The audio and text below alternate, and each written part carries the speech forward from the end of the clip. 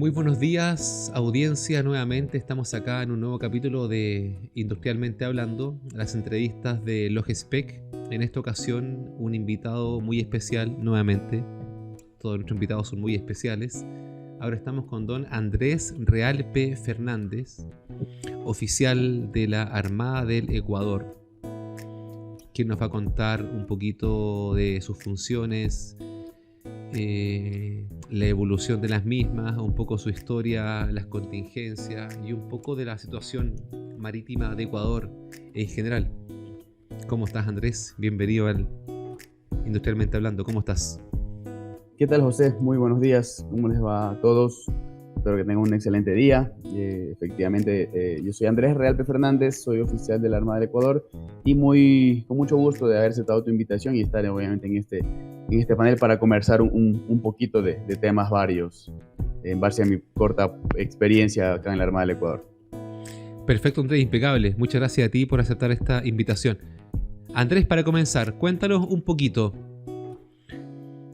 La autoridad marítima es dentro de Ecuador, ¿es una subdivisión de la Armada o es una autoridad independiente? Como por ejemplo podemos ver en Argentina, que está la Prefectura Naval, que es independiente de la Armada, o en Estados Unidos, que está el guardacostas, que es independiente de la Armada. Pero en Chile, no obstante, la Directemar está dentro de la Armada. ¿Cómo funciona eso en Ecuador? Bueno, acá con la nueva Ley Orgánica de Navegación y Seguridad de los Espacios Acuáticos y Fluviales, que fue suscrita en el año 2022, ya la Autoridad Marítima Nacional es la Armada del Ecuador. La Armada del Ecuador, la Fuerza Naval también como se la conoce, y la parte técnica marítima la realiza la Dirección Nacional de Espacios Acuáticos, que es el equivalente a la Directemar en Chile, pero está dentro de la Armada del Ecuador. Entonces,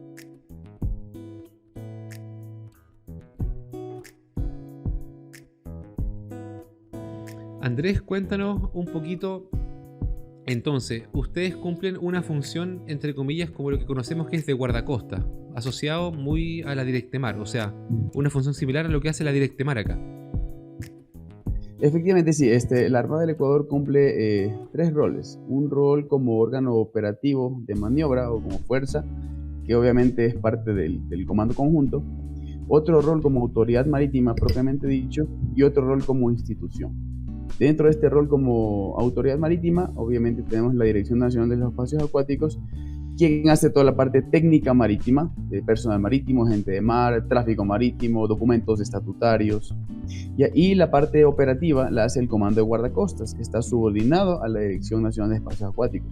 El Comando de Guardacostas tiene sus unidades, sus guardacostas menores, guardacostas mayores, y también hay coordinaciones directas con las capitanías de puerto y sus retenes navales respectivamente.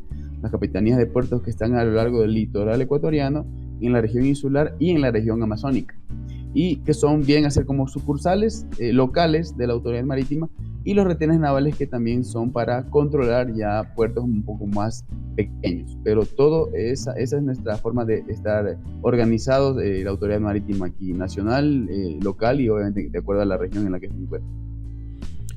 Perfecto.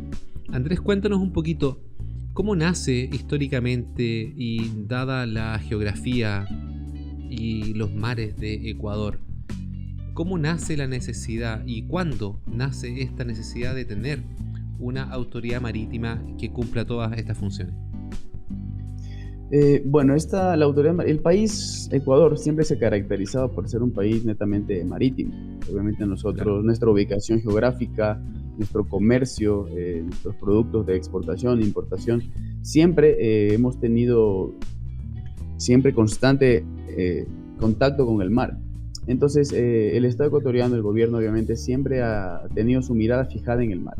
Entonces, desde la creación de la Armada del Ecuador, el 3 de noviembre de 1830, se viene ya reforzando esta visión marítima nacional, con la importancia de la Armada del Ecuador que tiene para custodiar nuestros mares y nuestros ríos, para de esta forma poder garantizar que el comercio marítimo se desarrolle y se desenvuelva con normalidad, y que la gente de mar que realiza sus actividades marítimas pesca, turismo, cualquier tipo de actividad marítima, lo realice con seguridad. Es decir, siempre desde que nace nuestro Estado, nuestra nación, viene conexo con esta creación, siempre la importancia de la autoridad marítima, que obviamente institucionalizado en la Armada del Ecuador.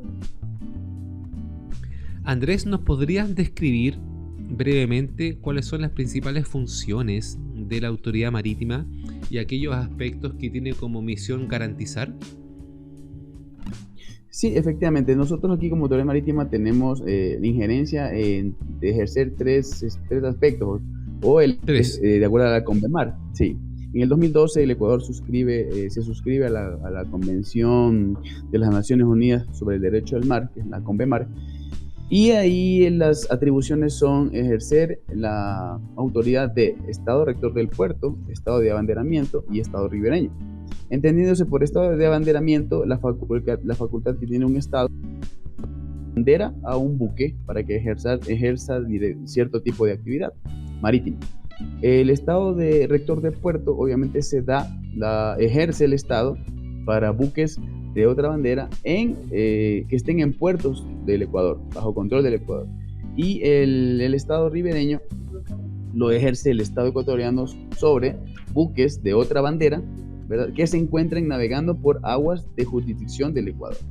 Entonces, es decir, estas tres atribuciones, Estado rector de puerto, Estado de abanderamiento y Estado ribereño, las ejerce la Armada del Ecuador a través, como te dije, de la DIRNEA, las capitanías de puerto y el Comando de Guardacostas, inclusive, con inspectores de naves, haciendo inspecciones de contaminación, porque obviamente nuestra función es, primero, salvaguardar la vida humana en el mar, luego prevenir la contaminación marino-costera o medioambiental. Segundo. Perfecto. Exactamente. Tercero, garantizar la seguridad de las actividades lícitas que se realizan en nuestros espacios marítimos jurisdiccionales. Esas serían nuestras tres funciones principales. Andrés, ya que estamos hablando de garantizar aquellas actividades que sean lícitas, imagino que ustedes se enfrentan permanentemente a actividades que están como en la interfaz, que no son tan lícitas. ¿Nos podrías comentar un poquito de aquello? Sí, mira, en el 2018 te comento, aquí se hizo un comité que obviamente de alto nivel, que elaboró el libro político de la defensa, llamado Libro Blanco, la política de defensa nacional. En esta política de defensa nacional ya se incluye como amenazas y riesgos lo que tenemos como la pesca ilegal no declarada y no regulada, también el narcotráfico, porque hay muchas embarcaciones que están utilizadas para este fin, el tráfico de personas, el tráfico de mercaderías, pero refiriéndome a la pesca ilegal no declarada y no regulada, también se basó de hecho, a que del 2017 hubo un caso del buque Fuyuan Yulén 999, el cual fue encontrado haciendo actividades de pesca básicamente dentro del espacio marítimo, dentro del mar territorial de la zona económica exclusiva ecuatoriana. Es más, la infracción fue aún más grave porque estuvo dentro de las 40 millas que son la Reserva Marina de Galápagos. Este buque Fuyuan Yulén fue detenido obviamente y con las evidencias de la posición GPS, verificado por un medio aeronaval y todo el tema. Y luego inclusive China puso su reclamo, pero como Ecuador tenía todas las pruebas, este buque pasó a ser ya de la Armada del Ecuador, porque obviamente ya fue detenido. Entonces, luego de todos los procesos legales, este buque actualmente presta servicios a la Armada del Ecuador. Refiriéndome a este caso puntual, el buque Fuyuan Yulén, para especificarlo, no era un buque pesquero como tal, era un buque más bien un freezer, es decir, un buque de esos refrigerados, que tenía a bordo de ese buque casi 300 toneladas de aletas de tiburón. Entonces, este es solo, correcto, sí. Este es solo una muestra de la forma, de cierta forma, depredan los recursos naturales, las flotas de pesca de bandera extranjera. No solo quiero decir flota china, porque no son solo buques de bandera china, sino ya se han catalogado como flotas pesqueras de bandera extranjera. ¿Y por qué una flota? Porque no son menos de 100 a 200 barcos. No estamos hablando de uno o dos que salen en par a hacer faenas de pesca.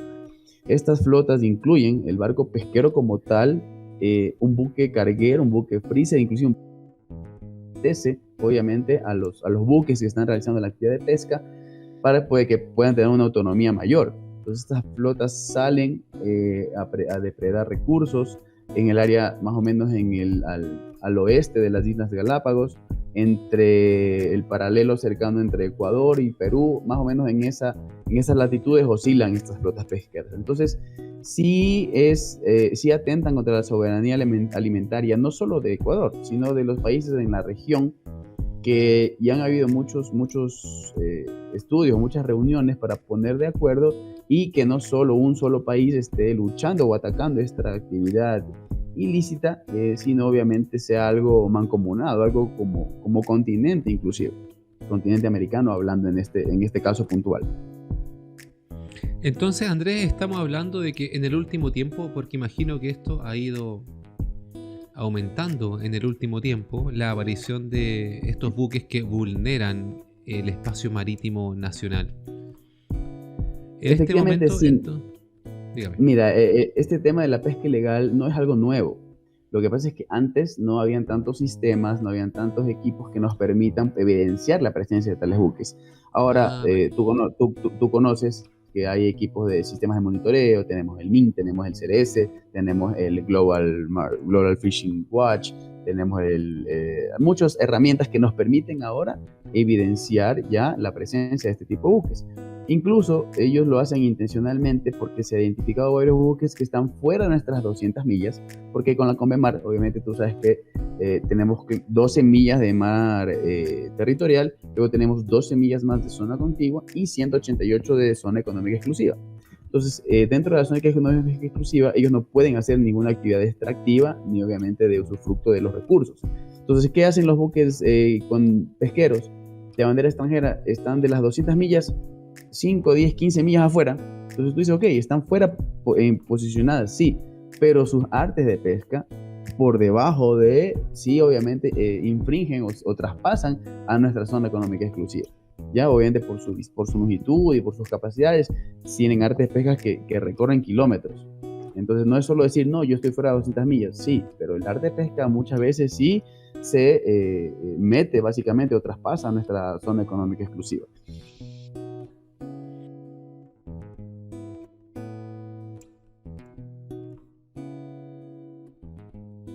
Chévere. Andrés, te estaba hablando en temas de la pesca ilegal. Sí, te iba a preguntar que, bueno, ustedes como autoridad marítima disponen de diferentes herramientas, monitoreo satelital, etcétera. Y una de esas fuentes de información es justamente la señal AIS que emiten todos los buques. ¿Ocurre de repente que un buque que tenga, entre comillas, intenciones de vulnerar un poco el espacio marítimo apague el emisor AIS?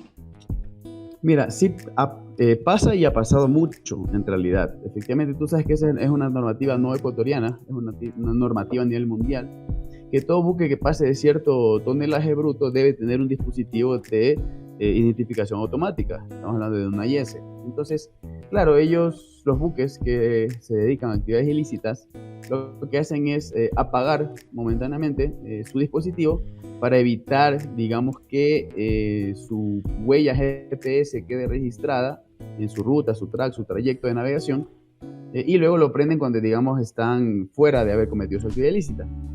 Sin embargo, de aquello, nosotros efectivamente tenemos en los centros de análisis marítimo, tenemos también los sistemas, como tú comentabas, que aparte del rastreo, el monitoreo en tiempo real, también permiten hacer un monitoreo, una inteligencia marítima que se llama, en el cual tú, conociendo la tripulación, de dónde se origen, inclusive hasta el nombre del capitán, tú ya puedes ir asociando ciertos buques que se encuentren o sean predispuestos a realizar actividades ilícitas. Entonces, si ya puede ocurrir que el AIS se le apague porque se le fue una falla eléctrica, se le fue el generador, se quedó sin poder, un blackout, ok, una vez, pero si ya tú ves que es repetitivo, es constante, entonces eso ya te da una alarma de que ese buque muy posiblemente no esté haciendo una actividad lícita, sino quiera hacer algún tipo de actividad que no esté normada o permitida en cualquier país, en este caso en el Ecuador.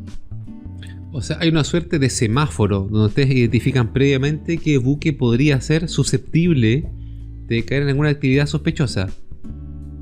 Correctamente, en base a los históricos y al análisis, como te digo, hay gente experta, gente de especial de guardacostas, combinado con gente de inteligencia, con gente de operaciones, navegantes, etcétera, que se ponen a analizar, obviamente, de acuerdo al perfil de una embarcación, qué tipo de actividad puede realizar y si es o no propensa a ser un buque. Entonces, me voy a poner un ejemplo, o sea, un buque de una empresa reconocida que exporta atún, por ejemplo. Tú sabes que él tiene sus papeles al día, sus documentos al día, su Sí. dotación está en regla, la dotación mínima cumplen todo, abastecen en Ecuador, hacen un trayecto normal de Ecuador al país que vayan llevando el producto y regresan por ahí mismo, que nunca hayan tenido retrasos ni demoras. Entonces tú ves que ese buque tiene un perfil, digamos, limpio, entonces es menos susceptible a cometer una actividad ilícita. Por el contrario, ves un buque que está registrado como pesca, pero de repente no ha sacado los permisos de pesca correspondientes, o su última inspección fue hace 2 o 3 años atrás, o sea, no está al día con sus inspecciones, su dotación no es la misma siempre, va cambiando su dotación mínima, Claro. de repente no hace un cotidiano, un puerto, sino hace zarpes de diferentes épocas del mes, qué sé yo. Entonces, ese ya tiene un perfil que te va dando a ti, ok, este buque puede ser propenso a que no esté haciendo su actividad de pesca regular, sino que esté prestándose para otra actividad distinta a la que es su propósito de la embarcación. Andrés, perfecto. ¿Nos podrías describir cómo funciona el procedimiento en el caso de que se identifique algún buque que cumpla con todas estas características que hagan indicar de que no está cumpliendo con una actividad lícita? Primero que todo, imagino que se le da un aviso. ¿Qué pasa si es que persiste en su intención? Listo. Para esto, después del análisis del reporte de diario de Yuta Roja, que tú tienes varios buques de interés, se llama, de acuerdo a la doctrina del control de tráfico marítimo y el control naval de tráfico marítimo, que más adelante las explicaré. Tú tienes un buque de interés y tú lo determinas, tú lo encasillas en una clasificación. Entonces, puede ser Lo tengo identificado normal, el buque. ¿Ya? Ajá, puede ser un buque normal, un norm, puede ser un sus, que es un buque sospechoso, puede ser un COI, que es un contacto de interés, o puede ser un SICOI, que es un contacto crítico de interés. De acuerdo a esa el semáforo, disculpa, es como el semáforo de mi interés. Correcto. Entonces, tú ves que es un buque normal, listo, ese buque únicamente tú necesitas saber de dónde zarpó, a dónde se dirige, el chequeo del zarpe y todo bien. Si tú ves un buque sospechoso, obviamente, ese buque ya tienes que hacerle más inspecciones. No basta solo con la inspección al zarpe, sino una inspección, qué sé yo, de repente una lancha guardacostas en el trayecto que este buque vaya a hacer de navegación. Se me ocurre en una trayectoria interna de Puerto Bolívar a Esmeraldas, por ejemplo, de repente la guardacostas que está en Manta, que está en medio trayecto, tiene que hacer una inspección. Listo, le hizo una inspección, lo abordó, no encontró nada, está todo en orden, prosiga su navegación. Si es que encontró algo, entonces retorna a puerto. Andrés, disculpa, ese abordaje se produce a través de una lancha, imagino, o una embarcación menor que se dirige hasta el buque, desembarca. Sí, depende en qué millas se encuentra el buque navegando. Por ejemplo, si es hasta las 8 millas, irán los buques de guardacostas. Si es más allá de las 8 millas, ya van los buques de la Comandancia de Escuadra, que son del Comando de Operaciones Navales, el equivalente al COMOPER en Chile, pero que son buques también de guerra, porque cabe indicar que independiente si tiene armamento o no tiene armamento, de acuerdo a la Comemar, un buque de guerra es una unidad, un buque, un barco que pertenezca a una fuerza armada. En este caso, tanto las guardacostas como los buques de guerra pertenecen a la Armada del Ecuador. Segundo, que tenga dotación que pertenezca a la Armada del Ecuador. Ambos buques van con gente, con marinos, con oficiales y tripulantes en la Armada del Ecuador. Y tercero, que tenga una bandera y una nomenclatura como tal. Entonces, en este caso, buques de guerra son tanto los guardacostas, que no tienen un armamento, digamos, fuerte, pesado, como los buques de guerra que sí lo tienen. Ambos son buques de guerra. Entonces, la interdicción o el abordaje lo puede hacer cualquier buque de guerra de la Armada. Entonces, en este caso, de acuerdo, como te digo, de acuerdo a la posición del buque, en qué millas se encuentre, asistirá a una guardacostas menor, asistirá a una guardacostas mayor, oceánica, muy posiblemente, o incluso un buque de guerra que se encuentre por el área haciendo algún tipo de entrenamiento, algún tipo de actividad militar. Cualquiera de estos buques puede realizar o está en la capacidad de hacer este abordaje a esta embarcación de interés. ¿Eso, Andrés, es un abordaje no colaborativo o es un abordaje colaborativo? ¿O va a depender de las circunstancias? Va a depender de las circunstancias cuando hay un abordaje cooperativo y no cooperativo, entendiéndose que un abordaje cooperativo todo inicia desde unas comunicaciones, por radio. por equipos de comunicación. Tú, el capitán, le dices: capitán José, yo soy el oficial Andrés, necesito hacer un abordaje de su embarcación porque necesito verificar sus documentos en regla. Tú, como capitán José, dirás: ok, listo, en este punto yo bajo mi marcha, paro el buque, me quedo al garete y procedo a hacer el abordaje. Ok, un abordaje no cooperativo empieza primero cuando ese buque no contesta las comunicaciones. Tú ves que no contesta las comunicaciones, entonces ya algo no está bien. Segundo, tú vas aproximándote como la autoridad, y él, al ver un buque de guerra, digamos, obviamente él debe automáticamente tener cierto tipo de precaución, o al menos curiosidad de qué va a ser un buque de guerra cerca de su buque. Si él, obviamente, al ver la presencia de la autoridad, él obviamente trata de esquivar y avanzar o acelerar su marcha, qué sé yo, ya en ese momento el procedimiento se va encasillando en un abordaje no cooperativo, y nosotros estamos listos, las personas de la dotación están listos para realizar este tipo de abordajes no cooperativos. Y en ese caso, tomando en cuenta de que imagino que la mayoría de estos buques son de orígenes orientales, ¿cierto? Muy posible, muchos de aquellos sí, efectivamente, son buques extranjeros en su mayoría, obviamente, y efectivamente sí, orientales, no todos, pero sí algunos. En ese caso se comunican, porque imagino que tiene que haber algún momento en donde se produzca una comunicación directa con palabra hablada. ¿Se comunican en inglés? ¿Cómo lo hacen ahí? Sí, efectivamente, nuestro personal está capacitado y está preparado. Por ejemplo, hay un formato que es para formato de abordaje, el cual ya te va dando ciertas preguntas básicas que tú, como oficial comunicante, debes realizarle a ese buque. Y efectivamente, las comunicaciones primero son en nuestro idioma madre, digamos, de español, pero si las comunicaciones, como al ser ya un canal internacional, deben ser en inglés, se lo realiza en inglés. Y como te digo, hay un formato pautado en el cual el oficial comunicante va haciéndole ciertas preguntas, ¿no? Capitán, ¿de dónde es su puerto de origen? ¿Dónde es su puerto de destino? ¿Cuánta dotación lleva a bordo? ¿Cuánta tripulación? ¿Qué lleva? ¿Qué está cargando? ¿Qué está transportando? ¿De qué bandera es? ¿Cuándo zarpó? O sea, todo ese tipo de cosas. Hay, digamos, una especie de un cuestionario en el que uno, como oficial de abordaje, es lo primero que tiene que ir haciendo un check a esas preguntas para más o menos conocer el perfil de este buque. Perfecto. ¿Ha habido algún caso donde se haya detectado que algún buque que sea declarado como un buque pesquero, entre comillas, porte algún tipo de armamento o algo que haga presagiar que su intención era otra? Mira, en el tema marítimo o de seguridad marítima pasa mucho en que a veces, cuando por información de inteligencia se tiene que ya un buque es catalogado como una LPV, que es una Low Profile Vessel, o sea, un buque de bajo perfil. LPV corta, ¿cierto?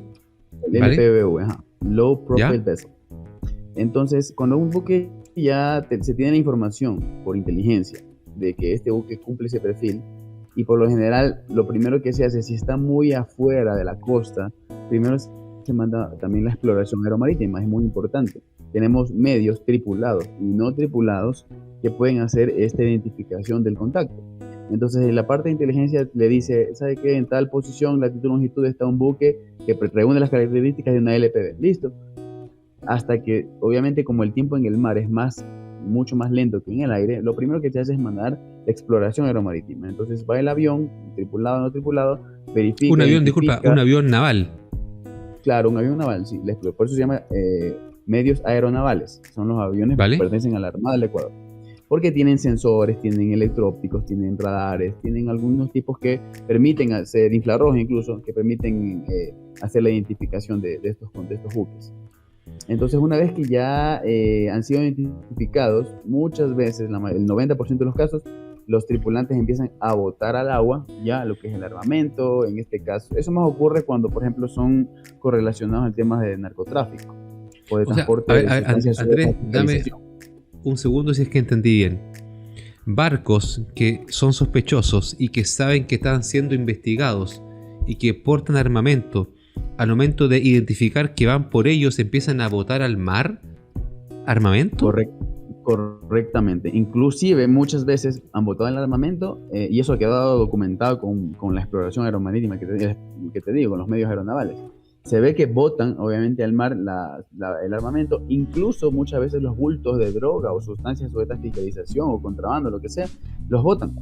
¿Por qué? Porque obviamente hasta que se aproxime el buque, cualquiera que sea hacer el abordaje, tú tienes que tener evidencias para eso. Entonces, Claro. estos barcos empiezan a botar todo lo negativo, digamos, lo que les vincula a una actividad ilícita, y en el momento que son atrapados o ya son aprehendidos y de retorno, obviamente, a puerto, no tienen algo que tú puedas a la fiscalía decirle, ¿sabes qué? Mire, este armamento tenía, o esta droga, o al cuestión un tema no regular lo tenía. Entonces muchas veces pasa que llegan sin ese tipo de evidencias. Entonces obviamente sin evidencia no hay delito. Entonces ya por eso se han hecho inclusive acercamientos con la parte judicial, la parte jurídica, de que efectivamente si ya se evidencia con un medio aeronaval de que ellos tenían armamento o tenían alguna situación ilegal, pues ya el video obviamente se judicializa y pasa a ser como prueba. Que no es lo mismo que tener evidencia físicamente, pero en algo ayuda también a que no salgan libres y pasen desapercibidos. Andrés, la Armada de Ecuador realiza esfuerzos por recuperar aquellos elementos que fueron enviados al mar. Es que es casi imposible hacerlo porque te estamos hablando que eso pasa con un buque que está a 300 millas de nuestra costa, por ejemplo. Entonces, a 300 millas de nuestra costa, las profundidades son obviamente tremendamente que ningún país creo que tiene las capacidades para poder, y no vale la pena tampoco mandar, se me ocurre, un buzo bajar a 1000 metros sobre el fondo, claro, porque no es posible. Entonces, lo que se hace es como que con los videos que se ha visto ya, que te estoy comentando, eso pasarlo como parte de la prueba a la fiscalía para que ver que ellos estaban botando armamento. Los bultos es muy difícil que tú los identifiques porque tú ves que vueltan un bulto. Si el bulto puede ser droga, ropa, lo que fuere. No puedes dar la certeza. Pero en el caso de armamento sí se ha visto bastante eso. Otro tema que también es importante es de que eso, lo que te hablo ahorita, es cuando se sienten ya como que acorralados y empiezan a botar las evidencias. Pero hay otro modus operandi también en la parte del transporte de sustancias sujetas a fiscalización, que hay, en cambio, siembran bultos de droga, por ejemplo, en el cual le ponen una sonoboya. Es como decir que tienes un bulto, tú le pones una sonoboya y eso tú lo vas sembrando en tu ruta, en tu trayectoria. ¿Qué pasa? Disculpa, Andrés, para nuestros auditores que no están, digamos, familiares con lo que es una sonoboya. ¿Qué es una sonoboya? Una sonoboya es un elemento como una especie de una boya, pero que emite una onda electromagnética. Entonces, ¿qué te permite esa onda electromagnética? Ser identificada por un radar. Entonces, hay este tipo de buques o barcos que van como que sembrando las sonoboyas que tienen ahí sustancias sujetas a fiscalización. Entonces las dejan como que en 2, 3 puntos y luego viene otra embarcación y los va recogiendo. Y las recoge. Porque obviamente, y las recoge. Vale. Sí, entonces se dan modos para poder tratar de fomentar estas actividades ilícitas. En el caso de un abordaje como estamos describiendo en este momento, ¿en qué queda la situación jurídica de la tripulación del barco? Bueno, la tripulación jurídica, la situación jurídica del barco, ya, si son nacionales, obviamente son juzgados, obviamente, con la justicia ordinaria aquí ecuatoriana. Y si es que no, pues se hacen los trámites para que sean, obviamente, devueltos a su país de origen o lo que sea, pero siempre y cuando estén como que en regla. Lo primero que se hace es, efectivamente, verificar sus derechos humanos, todo el tema del procedimiento, y una vez en puerto, pues se procede con los trámites que corresponden de acuerdo a la autoridad competente. En este tema te voy a contar una anécdota. Sí, pues adelante, eso es lo que nos gusta, la anécdota. Me diste el espacio. En el año 2021, 2021, hace 3 años, ¿no? 3 años. Hace 3 años, sí. Yo era la adaptación del buque Escuela Guayas, que es un buque velero, un velero de instrucción de la Armada del Ecuador. Sí, es como el Esmeralda, ¿cierto? Correcto, como el Esmeralda. Entonces nosotros estábamos dirigiéndonos con rumbo hacia El Salvador. Estábamos nosotros a más o menos a 300 millas del puerto de Ecuador de Esmeraldas, 300 millas al oeste. Entonces nuestra trayectoria recibe una llamada del señor comandante del buque, del señor almirante acá, de que por información de inteligencia había una LPB, un buque de bajo perfil, que era un semisumergible. Entonces que teníamos la disposición de ir a interceptarlo. Disculpa, Andrés, semisumergible es como un submarino, pero no tanto. Correcto. Un submarino se sumerge totalmente. Todo. Totalmente, 100%. Pero un semisumergible tiene una parte de su superficie o de su obra, digamos, obra muerta sobre el agua. Muy poquito. Yo te voy a pasar unas fotos para que tú lo puedas. Sí, perfecto. Ahí las publicamos después. Súper. Entonces, llegó la orden al buque y obviamente el señor comandante se reunió con los señores oficiales a planificar y teníamos que cumplir la misión. Pero cabe indicar que nosotros estábamos navegando a vela. Entonces, bueno, nos dieron el punto de rendezvous, nos dirigimos a vela, navegando a vela hacia ese punto de rendezvous donde iba a estar la LPB. La LPB venía más o menos a una velocidad de entre 8 a 10 nudos porque tenía un motor averiado. Andrés, disculpa, ¿fueron a vela justamente por evitar cualquier tipo de detección, digamos, radial? Digamos que sí, porque cuando tú vas navegando a vela, tú igual vas con tus equipos de navegación en servicio. El punto es de que de acuerdo al cálculo, con la velocidad que estamos yendo a vela por el viento, las condiciones de viento, podíamos llegar a la hora indicada.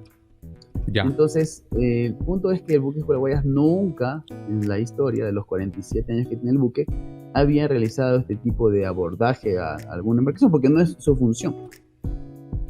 Entonces, cuando vino el tema de escoger a la dotación, yo salí escogido como jefe de patrulla para hacer ese abordaje, porque había tenido cierta experiencia en guardacostas, en la Guayas. Entonces, o sea, pero fue algo circunstancial. Fue algo circunstancial. Entonces, el comandante dijo, teniente real, pues usted ha sido designado jefe de patrulla, escoja 6 tripulantes, y nos fuimos en el bote de goma pequeño del buque a hacer esta interdicción. Entonces, planificamos, no te alargo el cuento, o cuento corto, como dicen ustedes. Vimos al siguiente día, 8 de la mañana, maniobra de velas, cazamos las velas y fuimos a máquina ya al punto ya de rendezvous, que era como aproximadamente entre 10 a 11 de la mañana. En ese punto el bote de goma lo arriamos y estaba en el agua y nos dirigimos hacia ver y vimos la LPB, y obviamente esta gente no sabíamos nosotros cuántos eran, si tenían armamento, no sabíamos nada. Entonces, cuando ya nosotros ven que nos empezamos a acercar, hacemos la aproximación, ya el buque obviamente venía dando avisos ahí de que con la sirena y con todo, el buque para, y en el bote de goma nosotros hacemos la aproximación, eran 4 tripulantes, 1 colombiano, 3 ecuatorianos. Pero cuéntanos un poquito, Andrés, este LPB, a simple vista y desde lejos, imagino, ahí en alta mar, ¿se veía un buque de qué índole? Se veía tú veías como una cubierta, digamos, tú has escuchado que hay un deporte que se llama paddleboard, que es como una tabla ya. Eso más o menos se veía. Un poquito algo bien rudimentario. Sí, porque son artesanales. Entonces se veía esto, y en la popa sí se veían los 3 motores fuera de borda, y había un espacio muy pequeñito por donde salieron las personas con las manos en alto, ¿no? Salieron las personas con las manos en alto, se pusieron en la cubierta, les dimos la orden de que nos tocó hacer disparos de advertencia en realidad, porque eso manda ya los procedimientos. Como no paraban, hicimos ciertos disparos de advertencia. Pero disparos con armas, digamos, manuales, o armas, digamos, del buque. No, o sea, ya armamento menor, pistolas, fusiles menores que teníamos en el bote de goma, porque ya no estábamos en el buque, el Guayas venía escoltándonos, y nosotros en el bote pequeño ya estábamos ya haciendo la aproximación o el abordaje. Entonces la gente, digamos, reconoce los disparos, se somete, se rinde, digamos, sale con las manos en alto. Ajá. Entonces, fueron capturados. Ya nosotros iniciamos el abordaje, los obviamente los pusimos boca abajo, ya les hicimos el cacheo respectivo, el buque, a la embarcación también, le hicimos una revisión, luego lo abarloamos a nuestro buque, se les dio obviamente los servicios médicos, ¿no? La atención médica, el doctor del buque los vio, estaban todos sanos, salvos. Y reportamos al señor almirante que efectivamente el LPB, el semisumergible, fue capturado. Y lo primero que dijo, ¿y tiene droga? ¿No tiene droga? Ya obviamente en el avión se habían dado cuenta que droga ya no tenía, porque habían botado ciertos bultos antes, pero sí fueron procesados estos detenidos por tráfico de combustible, porque tenían una cantidad mucho mayor de la que necesitaba el buque para ir.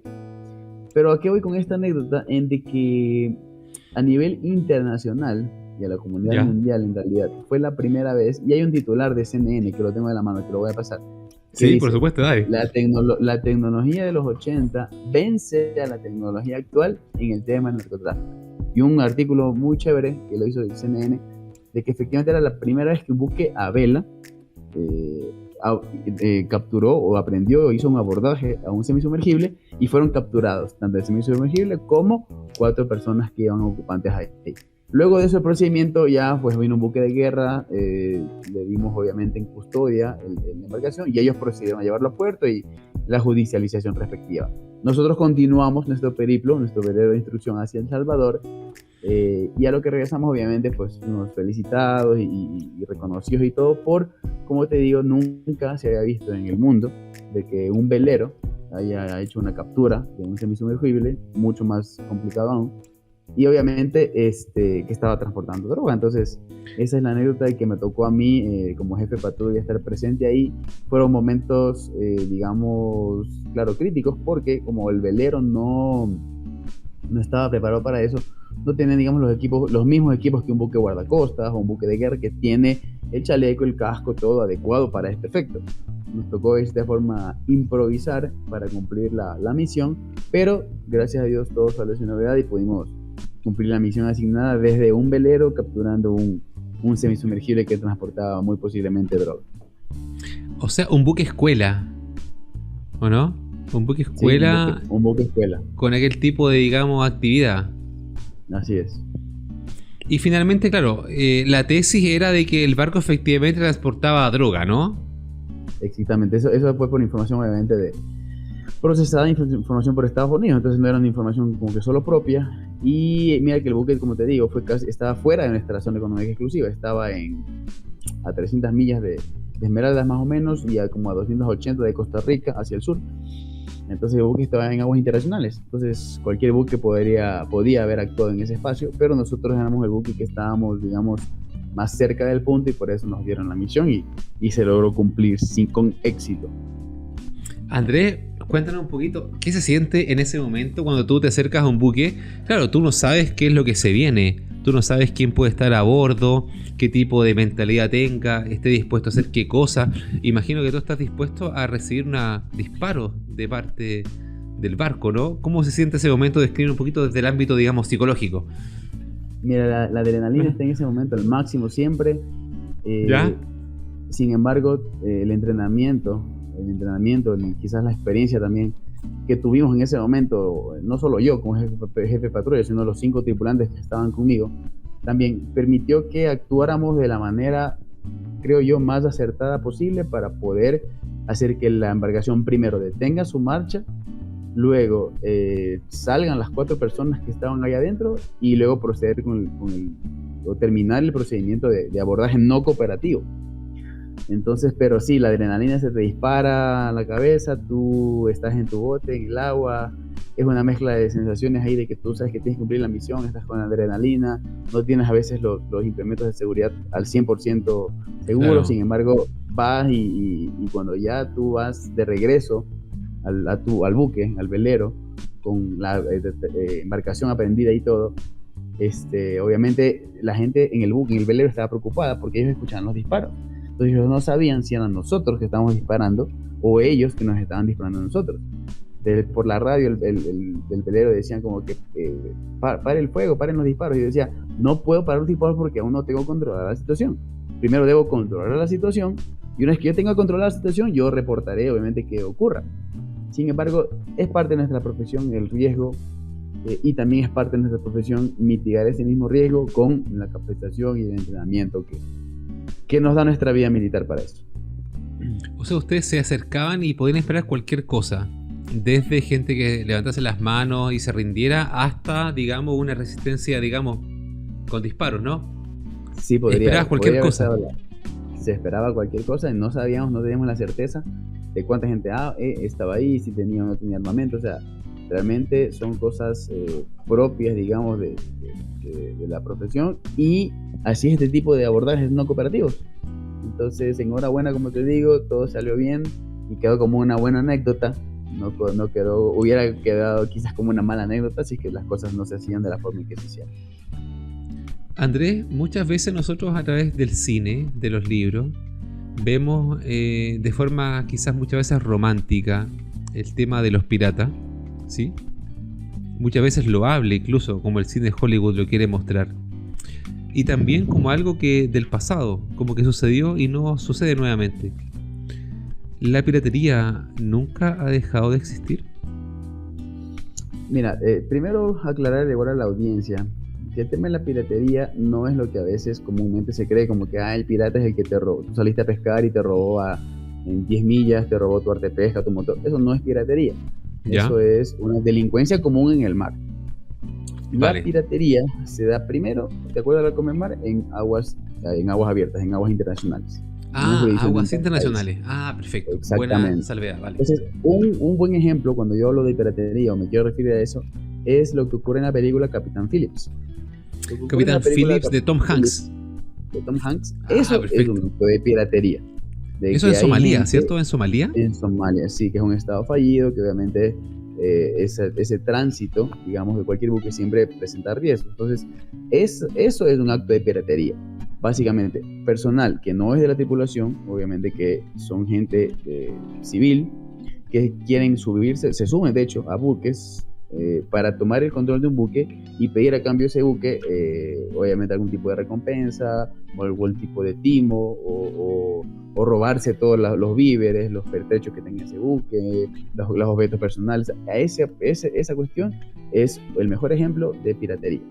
Entonces la piratería se ha dado a lo largo de los años y se seguirá dando, pero es también clasificada como una amenaza y un riesgo multidimensional en parte de la seguridad marítima. Entonces, eso es lo que tengas claro. Una piratería es básicamente, la película Capitán Phillips es el mejor ejemplo de piratería. Entonces, inclusive tú ves ahí cómo actúa la Fuerza Naval. La Fuerza Naval va con un buque de guerra y con un helicóptero y al final logran que, un francotirador inclusive, y logran rescatar a la tripulación del Capitán Phillips del buque y logran, digamos, rescatarlos de esa situación, pero estuvieron sometidos a actos de piratería. Entonces, Andrés, digamos que la piratería, como se plantea románticamente en el siglo XV, XVI, XVII, sigue. No más que de otra forma, ¿no? No más que de otra forma y obviamente con los métodos actuales, digamos así, para hacer la piratería. Andrés, bueno, hemos hablado del narcotráfico en las costas de Ecuador, los abordajes que ustedes han realizado. ¿Qué otro tipo de delito usa el alta mar como medio para proceder, aparte del narcotráfico? Bueno, lo que te dije, lo que te comentaba de la pesca, también a veces la contaminación, aunque parezca algo menor, también es una actividad ilícita. Que muchos buques que no cumplen, obviamente, estándares que previenen la contaminación, pues obviamente ha habido derrames. Que, claro, muchas veces son, digamos, casos fortuitos o infortunios, pero también hay otras ocasiones en que se ha detectado buques que a propósito contaminan las costas de algún país. Eso también es un delito en alta mar. Aparte, Claro. está claramente identificado el tráfico de migrantes. El tráfico de migrantes, has habido casos conocidos a nivel mundial de que hay buques, en Francia me parece que hubo uno hace un poco tiempo, de que un buque obviamente con migrantes de un país a otro van indocumentados y todo, y son buques que no cumplen estándares también y ponen en riesgo la seguridad de esta gente. Buques capacidad para 30 personas, llevan a bordo 80, 100 indocumentados, con tal de obviamente cumplir su cometido, que es su actividad ilícita. Entonces, tenemos la pesca ilegal, tenemos Pesca ilegal, ¿cierto? Sí, Narcotráfico. tenemos narcotráfico, tráfico de migrantes, obviamente contrabando de mercaderías, contaminación, esos por ahora. Andrés, hablemos un poquito para que la audiencia entienda algo conceptual.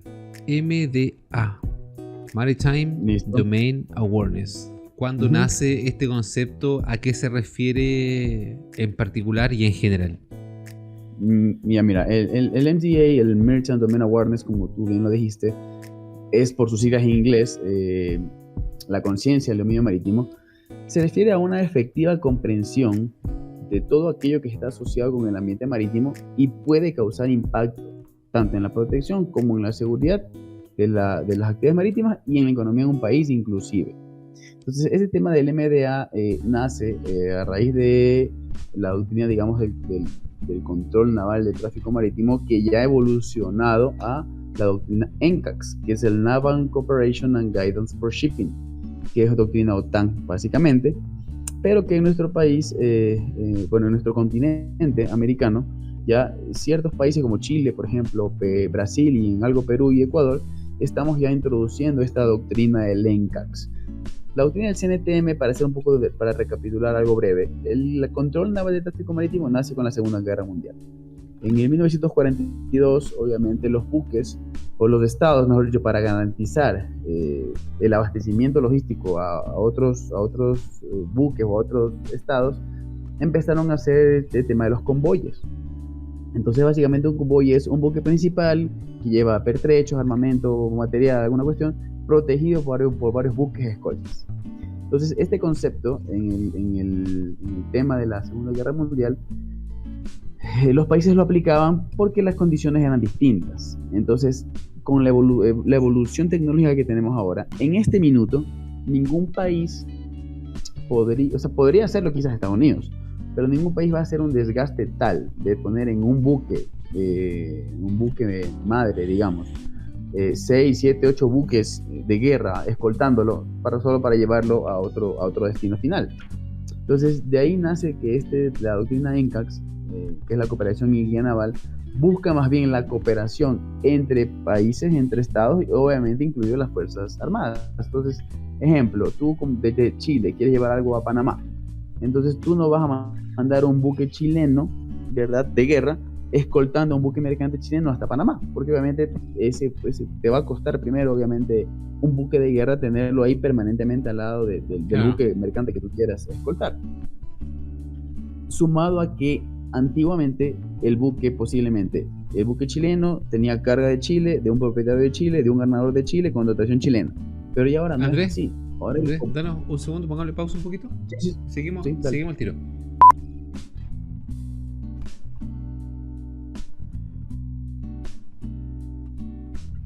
Sí, Andrés, vale. Mira, estábamos entonces conversando del concepto del MDA, Maritime Domain Awareness, conciencia del dominio marítimo, que en el fondo tiene relación con conocer a cabalidad todo lo que sucede en las aguas que corresponden a la nación, ¿cierto? Correcto. Entonces, completando la idea de este MDA, como te decía, no es la comprensión de las actividades realizadas en las áreas marítimas que pueden afectar la seguridad, la economía o el medio ambiente de un país. Actualmente es crucial detectar posibles amenazas con la mayor anticipación posible y a la mayor distancia de los territorios para poder contrarrestarlas oportunamente. ¿Y esto cómo logramos? Con sistemas de inteligencia, vigilancia y control en un mismo panorama operacional común. Es importante o fundamental la cooperación interestatal para el éxito de un efectivo MDA. O sea, un MDA no es solo de que Ecuador tenga conciencia del dominio marítimo, sino de que la región o el continente tenga esta conciencia. Por esto se requiere que los estados y los organismos tengan estructuras permanentes y relaciones cada vez más cooperativas en este efecto. De hecho, tomando en cuenta lo que te decía el NCAX, hay algo que se llama el PASIUX, que es el Grupo de Trabajo del Transporte Marítimo de los Océanos Pacífico e Índico, de los cuales de Latinoamérica ya Chile, Brasil y Ecuador son miembros permanentes. Perú y México están siendo miembros observadores. Entonces, y obviamente porque ya se ha visto la importancia de mirar hacia la parte del Océano Pacífico inclusive y el Índico también, porque tenemos intereses comunes. En este grupo trabaja, por ejemplo, Nueva Zelanda, Australia, Japón, Inglaterra, Estados Unidos. Es decir, todo, porque ya no es solo de ver mi mar territorial, mis 12 millas, sino también es ver los espacios que se llaman más allá de mi jurisdicción. O sea, que no es mi territorio, pero sí son mi interés. Porque yo exporto mercaderías o mercancías hacia otros continentes, entonces yo también tengo que verificar, no solo lo que está en mis aguas, nada más. Claro, perfecto. Entonces, para un correcto desarrollo del MDA es necesario, digamos, la interconexión con actividades políticas, digamos, de colaboración con otras autoridades, ¿no? Correcto, sí, efectivamente. Andrés, y hablemos del concepto del NCAX. ¿Cómo se asocia con el MDA? Ya mira, el MDA lo que te llama es a tener una conciencia o un panorama de situacional marítimo en el momento, 24/7. Entonces, el NCAX se refiere al tema de la doctrina de que tú como capitán mercante, yo como autoridad naval, yo tengo estrecha comunicación contigo para poder brindarte asesoramiento y que tú obviamente cooperes conmigo para garantizar la seguridad de tu transporte. Ejemplo, tú como capitán José, dice yo voy a llevar algo de Chile a Panamá, tomando el ejemplo anterior. Yo como autoridad naval chilena te digo, ok José, listo, lleva, necesito que me digas tu trayectoria. Ya yo voy a pasar de Chile, voy a pasar luego en Perú, en Callao, hago combustible, luego de repente paso por Ecuador, en Manta haciendo víveres, luego voy a Colombia y luego llego a Panamá. Yo le digo, ok, en tu ruta, ¿verdad? Tienes que tomar en cuenta que, ejemplo, en Manta tú vas a hacer un combustible, pero ahí hay muchos buques atuneros, entonces tienes que navegar un poco más abierto. Luego, de repente, en Perú quizás va a haber hubo algo de contaminación. ¿Sabes? Que en Perú me enteré que hubo un derrame de petróleo, entonces eso te va a afectar alguna pesca.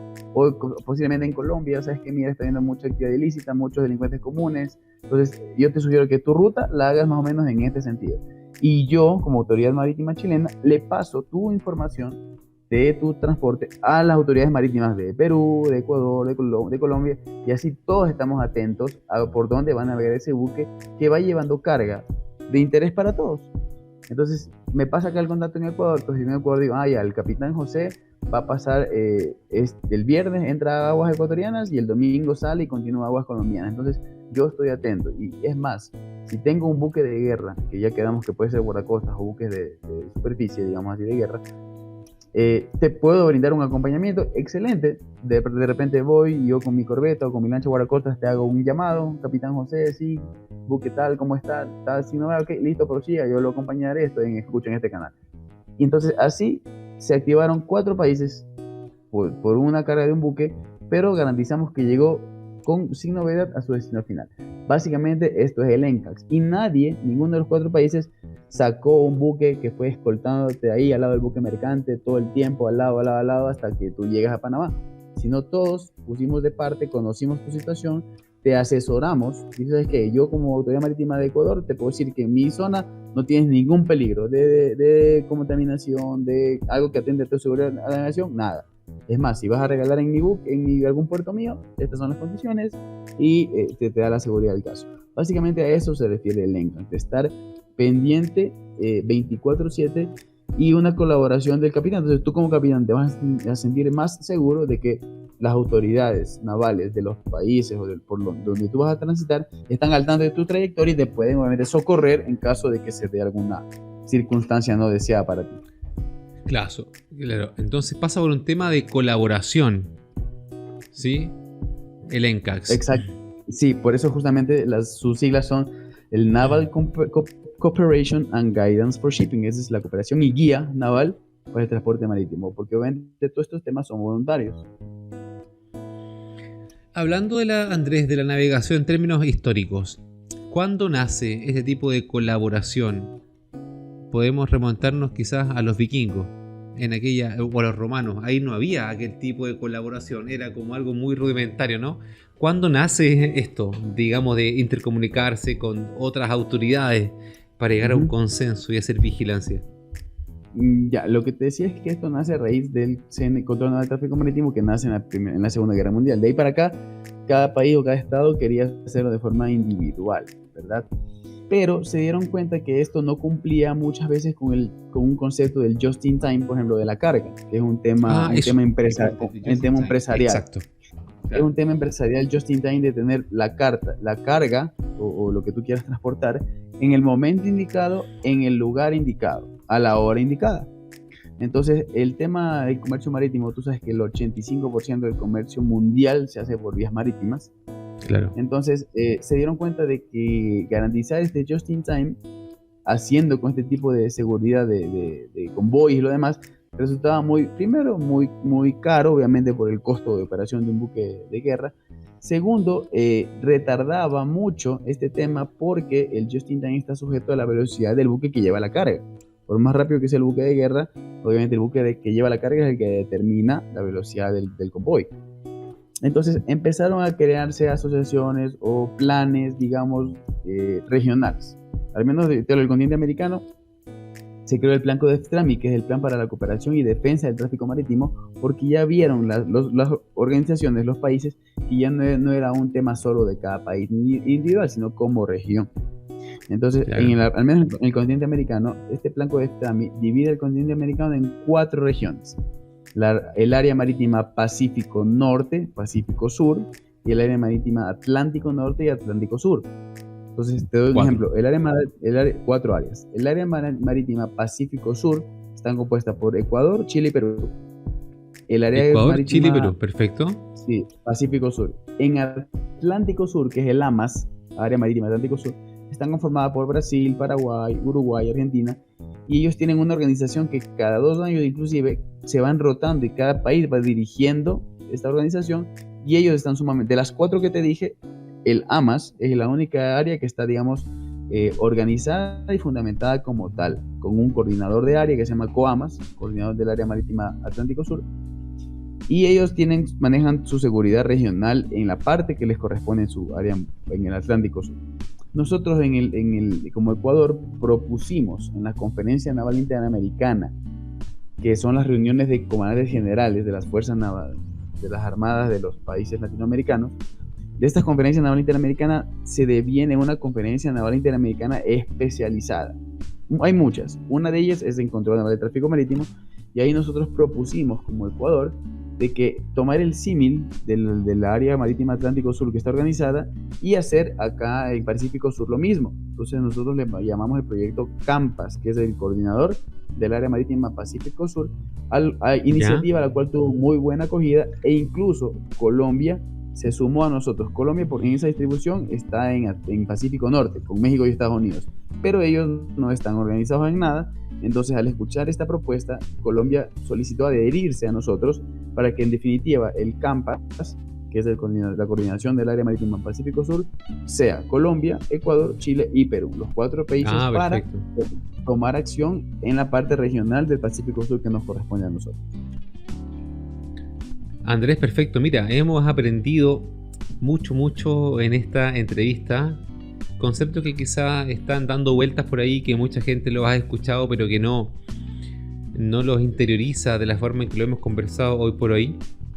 Y ya llegando al final de esta entrevista, Andrés, tengo que preguntarte por tu canción favorita, tu libro que nos recomiendes, y también por favor, tu película favorita, Andrés, para nuestros suscriptores que lo puedan revisar y tener un panorama mejor de lo que eres tú como persona, y también de la actividad que realiza.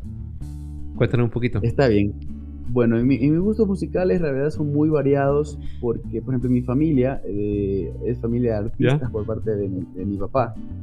Entonces yo siempre crecí de niño escuchando música típica ecuatoriana, por ejemplo pasillos ecuatorianos, boleros, cosas así.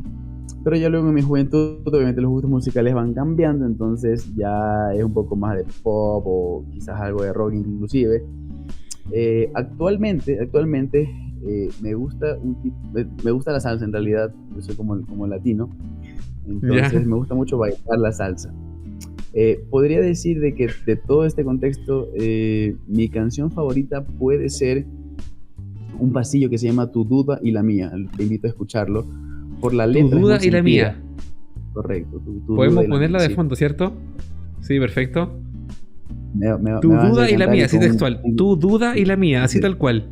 Sí. Vamos a escucharla, perfecto. Impecable. Es una canción que cantaba mi abuelito, un pasillo ecuatoriano. Y cuando a veces hay reuniones familiares yo la canto con mi papá. Entonces por eso me trae muy buenos recuerdos y puedo determinar que es mi canción favorita. Qué rico eso. En mi caso pasa algo muy similar, que mi abuelo era músico, mi papá también lo es. Yo también, pretendo serlo. Y a mi hijo también le inculco mucho la música, la guitarra especialmente, y qué rico eso que una canción se transmita de generación en generación, ¿cierto? ¿O no? Sí. No, de hecho, algo súper rico. Claro, y tengo gratos recuerdos cuando estuvimos allá en tu casa en Chile y empezamos a tocar guitarra y yo ahí medio desentonado, pero cantando algo Claro, lo que y importa fue es bonito, fue el bonito. ímpetu, ¿eh? ¿Ah? Es Y las divertirse y ganas. las ganas nunca faltan. Sí, por supuesto. Andrés es súper impecable. Ojalá se pueda repetir. Cuéntanos, ¿algún libro que nos quieras recomendar para estos temas? O en general, algún libro que te guste, así que, digamos, recoge la esencia, digamos. Y a ver, bueno, me preguntabas del libro favorito. Realmente me evito la lectura. De niño y de joven quizás no fue muy bien implementado, pero justamente por eso yo en el año 2020, no, antes de la pandemia, 19, tomé un curso de lectura rápida. ¿Ya? Este curso de lectura rápida, y lo recomiendo para la gente que pueda escuchar esto, que no esperen que sus hijos crezcan demasiado. Porque yo tenía ya casi más de 30 años y mis compañeros de aula eran de 12, 14 años. ¿Ya? Entonces, obviamente, así pasó y yo cuando inicié este curso, que es de 12 semanas, el diagnóstico era que yo leía 240 palabras por minuto al 80% de comprensión. Pero después de esas 12 semanas te garantizan que tú al menos vas a poder leer 2000 palabras por minuto al 100% de comprensión. No duró 12 semanas mi curso, duró un poquito más por el trabajo a veces, duró casi 4 semanas más, como 16 semanas ponle tú. Pero después de eso terminé leyendo 2350 aproximadamente palabras por minuto al 100% de comprensión. Entonces, parte de ese curso es que tú en cada semana vas leyendo un libro. Entonces ahí leí mira, como te digo, son 16 semanas que leí casi 16 libros, pero de todos ellos hay uno que me llamó la atención, que se llama El Camino del Despertar, que es de Mario Alonso Puig. Lo podemos identificar, ¿cierto? Perfecto. Para poder después citarlo acá en la entrevista. Sí, es un libro de autoayuda, es un libro que te hace tener, digamos, una introspectiva de cómo tú eres como persona, cómo tú puedes contribuir a la sociedad y es muy buen libro. Yo creo que lo puedo recomendar para que la gente lo pueda leer. Repitamos el nombre y el autor. El Camino del Despertar de Mario. El Camino del Despertar. Ajá. Sí. Perfecto, Andrés. Y en cuanto a la película favorita. No importa, la película. Muchas veces, digamos, claro, nos quedamos con la esencia de lo que es Hollywood, su prototipo del héroe y cosas, pero igual, o sea, ¿qué película nos gusta que, digamos, tenga un trasfondo que sea interesante en relación con esto que estamos conversando? A ver, a mí me gusta, bueno, de todo tipo de películas, excepto la ciencia ficción muy exagerada. Por ejemplo, yo, con el respeto a quienes estén escuchando esto, a los espectadores, por ejemplo, yo no soy fan de Star Wars, por ejemplo, o del Señor de los Anillos. Este tipo de ciencia ficción no me agrada tanto. Entonces, yo por esa línea no voy. Pero sin embargo me gustan las películas de terror, de acción, de todo tipo. Puedo decir que de mis favoritas es la saga de Rápidos y Furiosos, podría decir. Me gusta cómo se desenvuelve el ambiente, sí, más que todo porque hay ciertos lugares donde he tenido la oportunidad de estar y uno como que se va identificando. Por ejemplo, la parte creo que es 5 de Reto en Tokio. Yo tuve la oportunidad de estar en Tokio en el 2008. Entonces cuando sale esta película es como que tú vas reconociendo lugares y como que te llama la atención sí, pues o sea, te dan a tus 5 sentidos esa película. Entonces toda la saga de esa Rápido y Furioso me parece muy buena. Creo que esa sería como no una sola, sino como que la saga de ellos, mi película. Ahorita que la vería y me la repetiría las veces que sea. Les vamos a recomendar entonces. Estamos de acuerdo, Andrés, entonces, que el arte es algo importante para la emoción humana, para tener historias, poder conversar. El arte es algo que en el fondo te remueve la fibra, ¿cierto? Las canciones, sobre todo, ¿no? Es algo súper importante. Sí. El arte tiene que estar, la música especialmente, presente en cualquier ámbito, ¿no? Recordándonos quiénes somos, nuestra historia, ¿cierto? De dónde venimos, para dónde vamos. La música tiene esa capacidad de poder transportarnos a diferentes épocas, ¿no? La verdad que sí, solo te despierta los sentidos y te teletransporta o te trae recuerdos o como tu esencia está ahí con la música, te despierta ciertas partes inclusive que tú, correcto. Andrés, mira, ha sido de verdad un agrado tenerte con nosotros en este momento, una entrevista muy linda, hemos aprendido bastante, de verdad que ha sido muy bueno, Andrés, hemos conversado de todo, hemos aprendido bastante y bueno, no queda más que agradecerte por tu tiempo, Andrés, en este momento y excelente, muchas gracias, Andrés, nada más que decir, muchas gracias. Gracias a ti. No, más bien agradecerte a ti, José, por la oportunidad.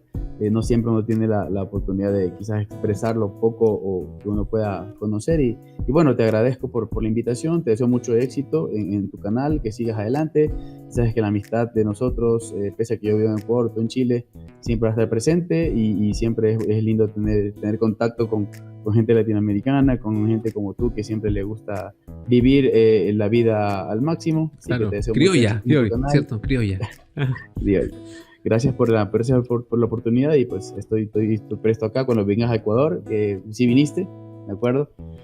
Ojalá que puedas venir ya luego con tu familia y serás muy recibido. Te mando un fuerte abrazo. Lo mismo, Andrés. Muchas gracias, hermano. Un abrazo cuando quieras. Saludos a los suscriptores de tu canal y un fuerte abrazo.